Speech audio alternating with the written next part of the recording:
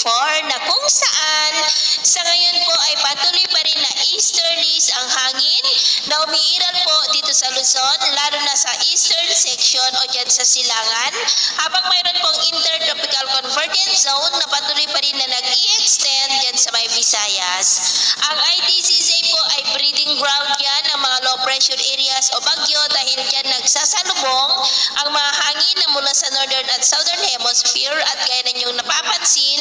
ay nakakabuo na po ng mga sirkulasyon at posibleng anytime ay may mabuo sa silangan natin na low pressure areas at posibleng lalakas yan sa susunod na mga araw gaya na niyong napapansin, pero kikilos naman po yan pataas dahil po yan sa inaasahan na pagdaloy na ng northeasterly surface wind flow next week dito po sa malaking bahagi ng Luzon, lalo na dito sa northern part.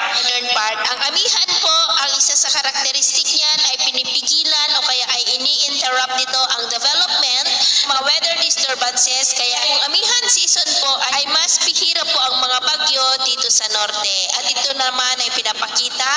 ng forecast model natin po ang ginagamit hanggang po sa susunod na 2 linggo.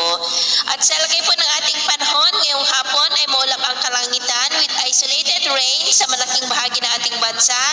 mula po sa may Ilocos Region, Cordillera, Cagayan Valley, Central Luzon, ilang bahagi po ng Metro Manila, Calabarzon, Mimaropa, Bicol Region, Western Visayas,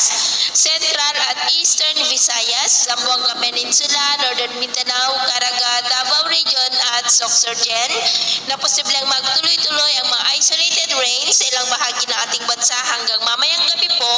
Mag-ingat po tayo sa posibleng banta pa rin ng mga pagbaha at pagguho ng lupa. At sa atin naman pong mga baybayin, wala na po tayong nakataas na anumang gale warning signals. Malaya po napapalaot ang ating mga kababayan,